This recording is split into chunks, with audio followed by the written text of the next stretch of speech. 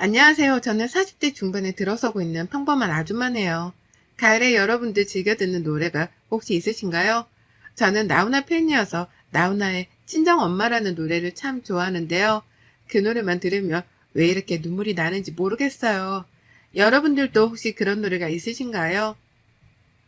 있으시다면 함께 공유해보면 좋을 것 같다는 생각도 하네요. 이 아줌마가 즐겨 듣는 사연 프로그램에 저의 이야기가 문득 생각이 나 이렇게 한 글자 한 글자 타자로 치고 있네요.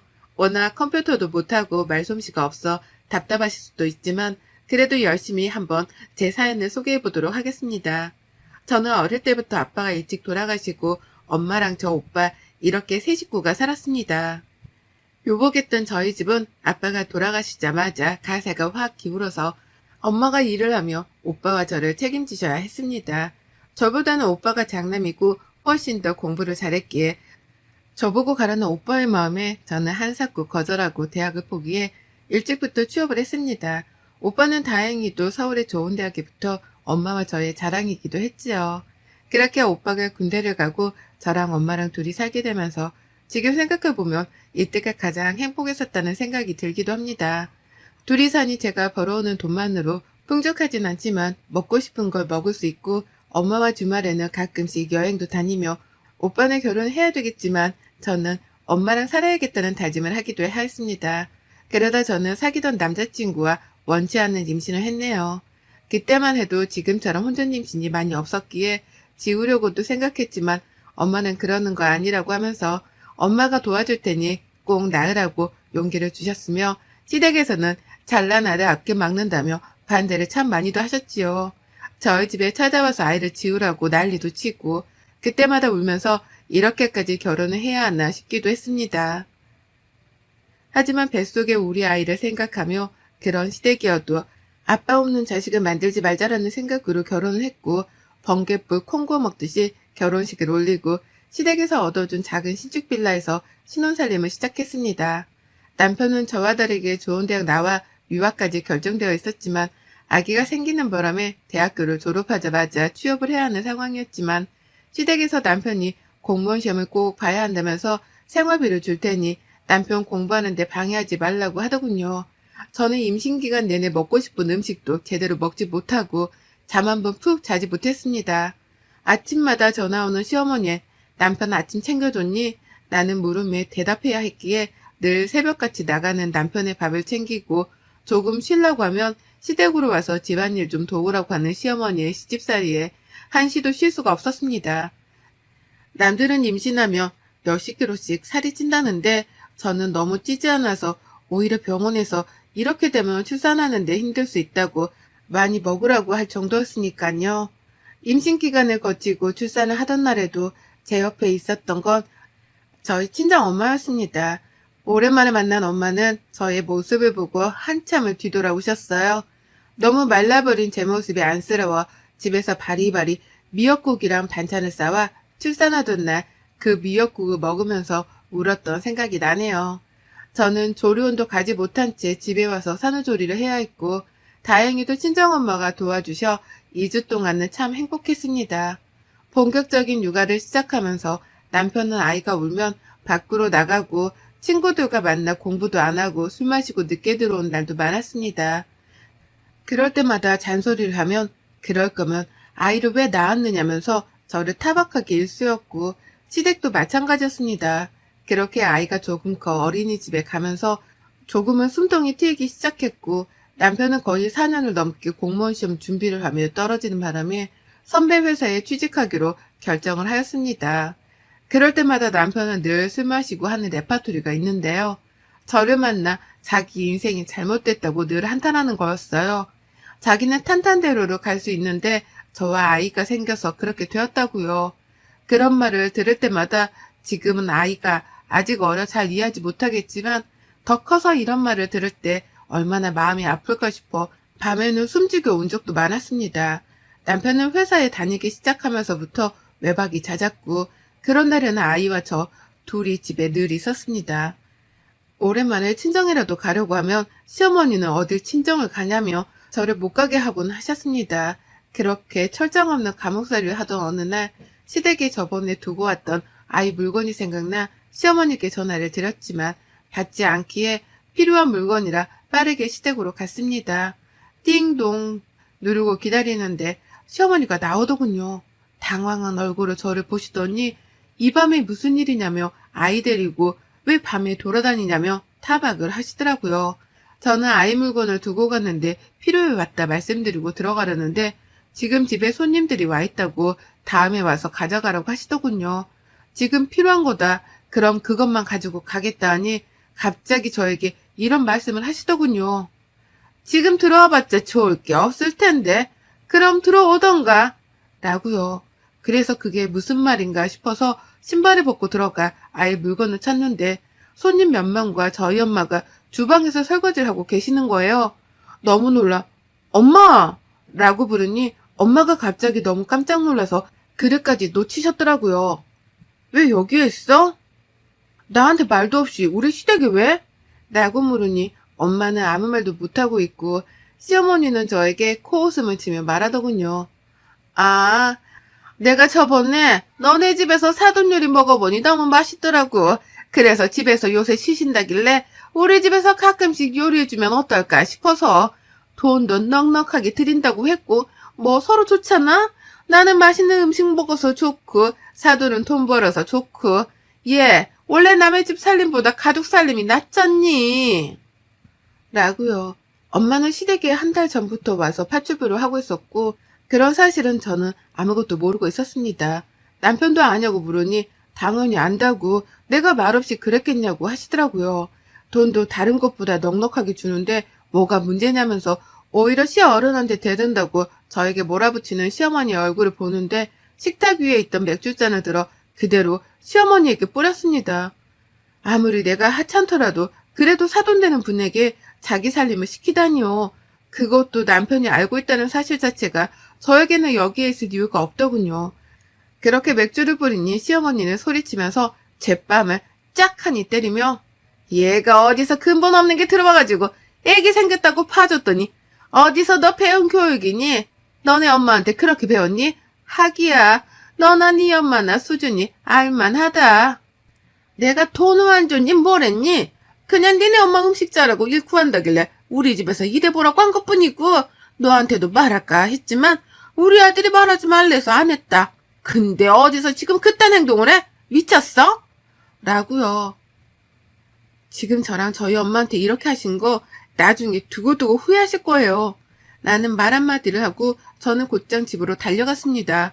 제 짐을 몽땅 캐리어에 있는 대로 아이 짐과 제 짐을 꾸겨놓고 나가려는데 남편이 들어오더군요.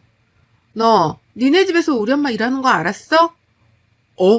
나도 며칠 전에 알았어. 아는데 왜 안 말리고 나한테 말도 안 했어? 뭐하러 말해. 나도 장모님한테 하지 말라고 했는데 괜찮다고 사돈댁 도와주면 우리 딸이 이쁨 받고 좋지 않겠냐면서 그러시는데 내가 그럼 뭐라고 말해? 지금 그것 때문에 집 나가려고 짐을 싼 거야? 너도 참 너다. 입장 바꿔서 니네 엄마가 우리 집에서 식모하면 좋겠냐? 야, 말이 되는 소리를 해. 우리 엄마랑 니네 엄마랑 급이 다르잖아. 아니지. 우리 집이랑 니네 집이랑 급이 다르지. 니네 집에서 잘난 거 니네 오빠밖에 없지 않냐? 근데 그 오빠 지금 뭐하고 있어? 유학 가서 매달 돈이나 축내고 있지 뭐. 너 더 이상 나랑 우리 애기 찾지 마. 네가 말한 대로 네 앞에서 사라져 줄 테니 너랑 니네 엄마 얼마나 잘 사는지 두고 보자.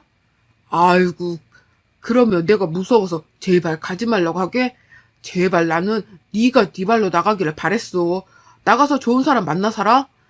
양육권, 친권 다 포기할 테니. 그 뒤로 양육권, 친권 포기각서 위자료 받고 양육비 없이 이혼을 했습니다. 처음에 이혼하고 나서는 어떻게 살아야 할지 막막했습니다. 당장 가진 돈도 없었고 아이도 어렸고요. 그러다 엄마가 저에게 통장 하나를 건네주셨습니다. 그 통장에는 아빠가 돌아가셨을 때 엄마가 우리가 없더라도 잘 살 수 있도록 노후자금이 들어가 있는 통장이었는데요. 이걸로 저에게 하고 싶은 거 하면서 살라고 건네주더라고요.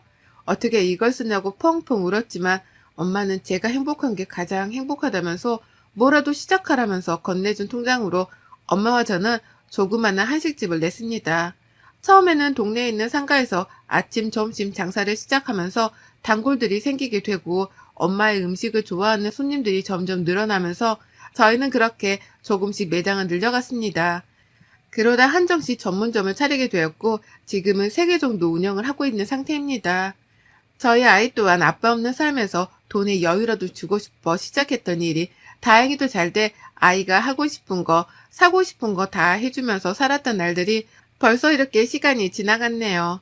단칸방에서 시작했던 우리는 이혼하고 난 뒤 원룸에서, 원룸에서 투룸으로, 투룸에서 쓰리룸으로 지금은 경기도 40평대 아파트에서 엄마 저, 우리 딸 이렇게 셋이 살고 있네요. 저는 본종과 2곳을 옮겨 다니며 일을 하는 중이고 저희 엄마는 이제 조금은 쉬시고 있는 상태입니다. 그날따라 엄마가 가게에 나와보신다고 해서 예약건이 많아 응대하고 있는 찰나에 엄마의 지인분이 오셨다고 인사하러 같이 가자고 하시더라고요. 친한 지인분이라고 하길래 저도 함께 인사를 드리러 갔다가 룸에서 나오는데 정말 낯익은 얼굴이 보이더라고요. 단 한 번도 잊지 않았던 얼굴인 바로 전 시어머니였어요. 저랑 저희 엄마를 처음에는 못 알아본 것 같은데 제가 똑바로 쳐다보니 갑자기 생각이 났다는데 쳐다보더라고요. 근데 자기 지인과 저희 엄마가 인사를 하니 놀랐겠죠. 뻔뻔하게 저희 앞으로 걸어오더니 그 지인에게 자기야 누구야? 라고 물어보더라고요. 그분은 여기 나랑 친한 언니 내가 예전에 말했잖아. 한정식집 크게 하는 큰손 바로 이 언니야. 그 한정식 크게 한다는 사람이 지금 이 사람이라고? 그렇다니까 언니가 음식 솜씨가 워낙 좋아서 내가 여기 음식을 못 끊잖아 하고 웃는데 전 시어머니 표정이 굳어지더라고요. 저희 엄마는 그럼 잘 먹고 가시라고 하고 저도 그 뒤로 휙하니 나왔어요. 정말 한순간도 잊지 않았던 얼굴인데 여기에서 마주치니 사실 좀 놀라기도 했습니다. 그리고 그 다음날 매장에 나가 예약건들을 확인하는데 누군가 저를 찾아왔다고 보니 전 시어머니더라고요. 참 웃기죠. 잠깐 이야기하자는 말에 조용히 룸으로 들어가 대화를 했습니다. 무슨 일이세요?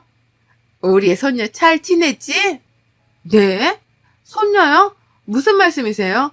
제가 이혼할 때 위자료 한 푼 없이 나가는 조건에는 친권, 양육권 모두 다 포기한다고 했고 자식이라고 생각하지 않겠다고, 손녀라고 생각하지 않겠다고 한 건 어머님이랑 남편이었어요. 이제 와서 손녀라니. 그런 말 입에 올리지 마세요. 그래도 피는 못 속이지. 내 손녀 내가 물어본다는데. 알겠고요. 찾아오신 용건부터 말씀하세요. 너 언제 이렇게 매장을 다 차렸니? 그거야 제가 일일이 대답할 건 아니잖아요. 본론만 말씀하세요. 무슨 본론? 이혼했어도 우리 아들 자식이 너랑 살았었는데 한 번은 아빠를 보여줘야 하지 않겠니? 아빠요? 무슨 아빠요? 저는 저희 딸에게 말했어요. 아빠는 없다고요. 그 사람에게도 전해주세요. 다른 사람 만나 행복했으면 좋겠다고요. 저 오늘 매장이 바빠. 그만 먼저 일어날게요. 빨리 가주시기를 바래요. 하고 먼저 일어났어요. 갑자기 시어머니가 저렇게 나오는 이유를 모르겠어 주변에 수소문을 해봤습니다. 몇 년 동안 전 남편 소식조차 듣지 않아 차단했는데 알아보니 전 남편은 다니던 회사에서도 여러 문제를 일으켜 잘리고 전 시댁은 시아버지가 보증을 잘못 써 살던 집까지 넘어가 지금 좀 힘들어졌다고 하더라고요. 그래서 자기도 소식을 잘 모른다고요. 전 시어머니 속셈을 알 것도 같았죠. 또 오겠지 싶었지만 아니나 다를까 또 찾아온 시어머니와 전 남편 정말 기가 차더라고요. 매장에서 직원들도 있고 이야기하기 어려워 근처 카페에 가서 대화를 하는데 가관이었어요. 자기야 잘 지냈어? 나야. 우리 딸 잘 있지? 나는 딸이 너무 보고 싶어. 정말 미치는 줄 알았어. 야 연기하지 마. 본론만 말해. 아니 왜 그렇게 말해. 나 우리 딸 한 번만 보고 싶어서 왔어. 엄마가 너랑 장모님을 마주쳤다길래 너를 아무리 찾아도 알 수 없고 아는 애들도 없어서 내가 너를 얼마나 찾았는데. 나는 너랑 너네 엄마한테 우리 딸 보여줄 생각 없고 앞으로도 없으니 더 이상 찾아오지 마.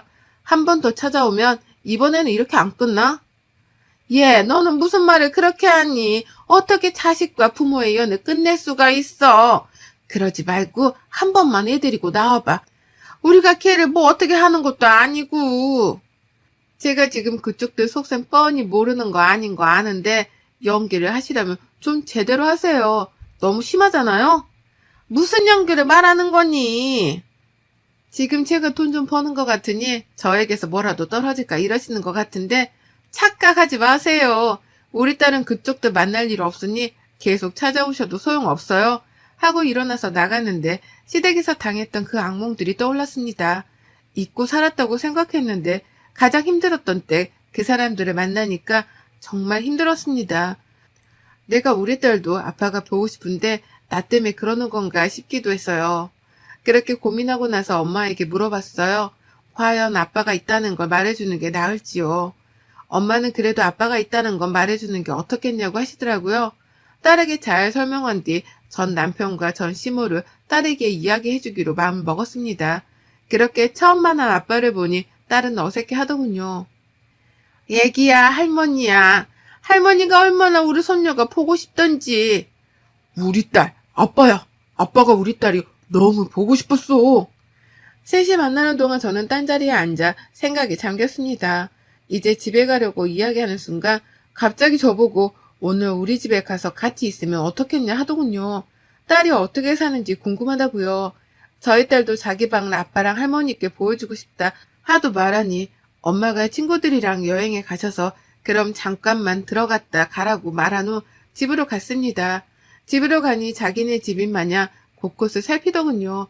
그러더니 이번에는 집에서 꼭 자고 가겠다고 이야기를 하는데 정말 너무 뻔뻔하지 않나요? 자꾸 딸을 앞세워 저에게 이야기를 하라고 하는 것 같은데 처음에는 너무 화가 났지만 그래도 천류는 끊을 수 없다길래 손님방을 내어줬습니다. 그렇게 아침이 되었고 같이 넷이 앉아 식사를 하는데 갑자기 전시모가 저에게 우리 이렇게 가족이 다시 되는 거야? 라고 하는 거예요. 먹던 밥이 튀어나와. 아니 도대체 무슨 말씀을 하시는 거예요? 저는 그럴 일 1%도 없고요. 다만 저희 딸이 자기를 낳아준 아빠가 어떤 사람인지 나중에도 궁금해할 것 같아서 만난 것뿐이지 그 이상 그 이하도 아니니까 김치국 마시지 마세요. 라고 했습니다. 남편은 제발 자기야 우리 합치자. 내가 잘할게. 그때 내가 너무 어려서 미쳤었나 봐. 우리 딸을 보니 정말 나 다른 곳에 못 갈 것 같아. 내가 더 잘할게. 엄마도 정말 미안하다고 했어. 그래, 야, 내가 그때 정말 미안하구나. 사돈에게도 내가 정말 사과를 하고 우리 다시 여기서 잘 지내보자. 아가야, 내 며느리가 되어주면 안 되겠니? 하며 헛소리를 하는데 아무 말도 안 하고 저는 가만히 있었습니다. 그들은 저보고 긍정의 의미냐면서 좋아하는 순간 번호키를 누르고 들어오던 소리에 저보고 누구 올 사람이 있어? 라고 물어보더라고요. 그래서 대답했어요. 네, 저랑 곧 결혼할 사람이요. 라고 말했죠. 그랬더니 둘 다 순간 놀라 벙 찌더라고요. 저의 애비 남편이 들어오자 저희 딸은 아빠 하면서 달려갔고 애랑이 딸을 안아주더라고요. 시어머니와 남편은 이게 무슨 소리냐면서 놀라길래 그대로 설명해 드렸어요. 말 그대로 제 남편이요. 아니지, 애비 남편이요. 그리고 저희 딸의 아빠요. 무슨 소리야, 아빠는 나지. 너였지. 너였는데 네가 포기했잖아. 다신 보지 않기로 다 서류 써서 제출했잖아. 도대체 무슨 소리야? 아니 그땐 그랬지만 이제는 잘한다니까. 네가 결혼할 거면 딸은 놔주고 결혼해. 너 진짜 콩밥 한번 먹어보고 싶어 이래? 아 맞다. 네가 지금 서류 놓고 기다리는 회사 있지? 네가 그걸 어떻게 알아? 그게 왜? 그 회사에 못 갈 것 같아. 그 회사 우리 남편이 사장이야. 라고 했더니 전 남편의 얼굴이 정말 새빨개지더라고요. 이 사람에게 이야기 많이 들었습니다. 죄송한데 이렇게 찾아오시는 거 주거 침입죄에 해당될 수 있어요. 저희 이번에 결혼식 올리는데 2분 초대하고 싶네요. 저희 부모님도 많이 뵙고 싶어 하시고요. 참 궁금해 하셨거든요. 수준 이하의 사람들은 어떤 사람인지요. 무슨 이야기인지 아셨으면 더 이상 찾아오는 일 없었으면 합니다. 다시 찾아오면 그때는 경찰서에서 배워야 할 것 같네요. 전 시어머니와 남편은 그대로 주저앉아 멍을 때리고 저는 경찰 불러서 나가라고 하기 전에 나가라고 했어요. 그리고 말했습니다. 내 딸이 그래도 자기를 낳아준 아빠가 어떤 사람인지 살아가면서 궁금해할 것 같아서 온정을 베풀었는데 너랑 너네 엄마라는 사람은 끝까지 수준이야 할 사람이라는 걸 알았어. 그리고 어머님, 제가 그랬죠?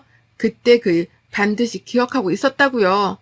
오갈 곳 없어서 일할 데 없으시면 저희 매장에 주방임으로 써드릴게요. 돈은 당연히 많이 드리고요. 생각 있으시면 연락하세요. 라고요. 그렇게 전 시댁과 저의 인연은 완전히 끝이 났습니다. 제가 혼자 사는 것 같아 보이니 만만했던 것 같아요. 그러니 다시 합치려고 수작 부렸지만 그거는 말이 안 되는 이야기인 거잖아요.